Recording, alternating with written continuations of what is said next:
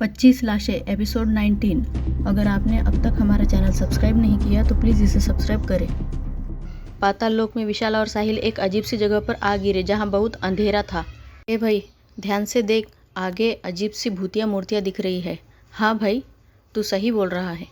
उन दोनों ने गौर से देखा तो वहाँ 9-10 फीट की 6 मूर्तियाँ रखी थी। 3 मूर्तियाँ दाएँ की तरफ थी और 3 बाएँ की तरफ। अब क्या करें हम? दोनों एक दूसरे का हाथ पकड़ा और पहला कदम आगे बढ़ाया। जैसे ही दोनों ने दूसरा पैर आगे बढ़ाया, दोनों खींचते चले गए और वापस एक कदम पीछे आ गए।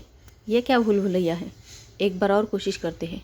इस बार दोनों ने थोड़ा दाएं तरफ आगे बढ़ने की कोशिश की, मगर फिर से खींचते हुए वापस पीछे आ गए। ये कैसा अजीब सा दलदल है जो हमें खींचकर वापस यहीं ला रहा है? पता नहीं भाई, क्या पहेली है। इसी दौरान अस्पताल में प्रोफेसर की वाइफ का ऑपरेशन चल रहा था और प्रोफेसर बाहर बहुत चिंतित बैठे हुए थे। उतने में प्रोफेसर की नज़र कुछ लोगों पर पड़ी जो चिंता में टेलीविज़न की तरफ देख रहे थे।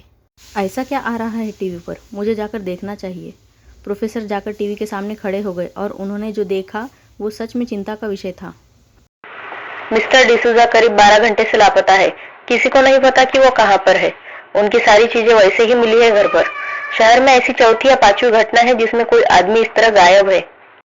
टीवी पर मिस्टर डिसूजा की खबर देखकर प्रोफेसर का चेहरा एकदम से उतर गया। मेरे कारण एक आदमी उन 25 लाशों का शिकार बन गया। इधर मिस्टर डिसूजा के घर पर उनकी बहन एलिजाबेथ और पुलिस मौजूद थी। भैया कहाँ हैं सर? प्लीज़ उनको ढूंढो। जो मिस्टर डिसूजा से मिले थे हम उन सबको ढूंढेंगे और सबका बयान लेंगे, आप चिंता मत कीजिए। एलिजाबेथ का बयान लेकर पुलिस वहां से निकल गई। पुलिस के जाने के बाद एलिजाबेथ इधर उधर घूम रही थी और एकदम से उसकी नज़र टेबल पर रखे सोने के मुकुटे पर पड़ी। वो क्या चीज़ है? एलिजाबेथ ने सोने का मुकुटा उठाया और सोचने लगी, कहीं इसके लिए तो किसी ने भैया को किडनैप नहीं कर लिया?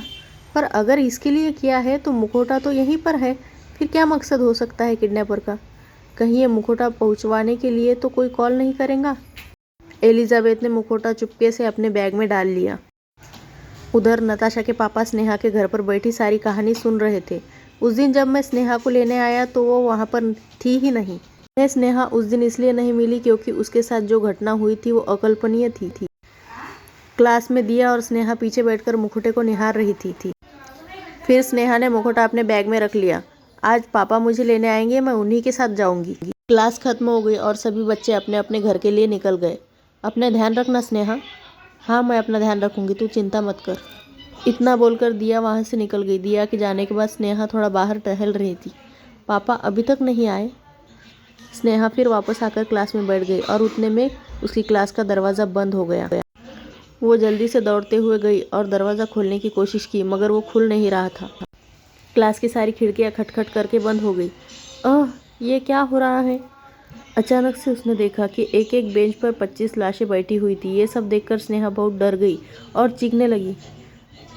एक एक करके सारी लाशें अपनी जगह पर खड़े होने लगी और स्नेहा थर थर काँप उठी। वो पीछे होने लगी और टीचर की टेबल पर हाथ रख लिया और उसको महसूस हुआ कि उसका हाथ किसी लाश पर पड़ गया है। स्नेहा ने पीछे मुड़कर देखा तो वो लाश पंखे से टंगी हुई थी और उसके पैर टेबल पर आ रहे थे। स्नेहा बहुत डर गई और पीछे मुड़कर ज़मीन पर गिर गई।